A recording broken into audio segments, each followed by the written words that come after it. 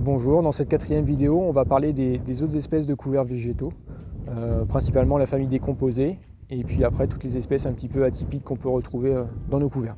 Principale plante de la famille des composés ou des astéracées, on va retrouver le tournesol. Alors le tournesol, c'est une plante qui est assez intéressante parce que ça va avoir un gros développement foliaire, donc des bonnes biomasses, et puis un système racinaire pivotant un petit peu fasciculé qui va faire son boulot. Et l'intérêt aussi qu'on peut avoir avec ces plantes-là, c'est que c'est des plantes qui viennent à fleurs, donc l'aspect mellifère peut être intéressant, notamment pour les personnes qui ont des ruches, mais aussi pour l'aspect sociétal, où c'est toujours sympa de voir des fleurs dans le champ avec des abeilles dessus. Et le tournesol, c'est aussi une plante qu'on peut semer de bonne heure, qui va résister assez bien à la sécheresse. Avec la moutarde et les crucifères en général, c'est les deux plantes qui, grosso modo, nous permettent d'avoir des couverts satisfaisants tous les ans dans nos régions, même en période assez sèche. Toujours dans la famille des composés, une autre plante un petit peu cousine du tournesol, donc c'est le niger. Donc le niger, pareil, un beau développement foliaire. Le seul souci, c'est que c'est une plante qui va avoir un peu plus de mal à se développer que le tournesol, surtout en conditions un petit peu limitantes.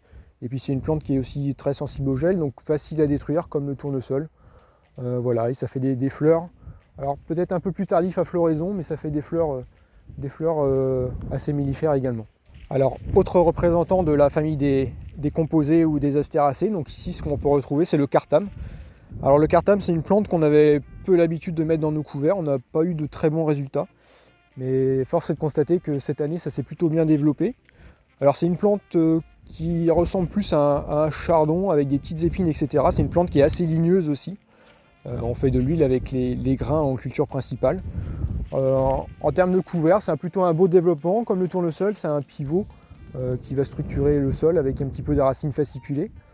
Donc voilà, une plante à regarder. Autre plante de la famille des astéracées, donc c'est la tagette. Alors les essais, c'est fait pour tester des nouvelles choses, et ici c'est ce qu'on s'efforce de faire à travers la tagette. Alors la tagette, c'est typiquement de l'œillet d'Inde. Alors là, c'est une variété qui a été sélectionnée pour les couverts. Donc on voit que c'est un développement foliaire qui n'est pas forcément très important, mais par contre ça étouffe assez bien. Et puis c'est surtout l'effet nématicide qu'on recherche ici, puisque c'est ça le principal atout de la tagette. Au niveau système racinaire, on est plutôt sur quelque chose de fasciculé, avec le système racinaire qui permet d'assez bien travailler l'horizon superficiel avec de nombreuses petites racines, donc c'est aussi intéressant pour ça, quoi. Autre espèce qu'on retrouve beaucoup dans nos mélanges d'interculture, donc c'est la facélie. Alors le principal intérêt de la facélie, c'est que c'est une famille d'espèces qu'on ne retrouve pas du tout dans les plantes cultivées, donc c'est important pour l'aspect coupure sanitaire dans nos rotations. Donc c'est la famille des hydrophilacées qui n'est pas du tout représentée dans les cultures cultivées. La facélie, donc c'est un pivot assez puissant, un système racinaire un petit peu fasciculé qui permet de structurer l'horizon superficiel.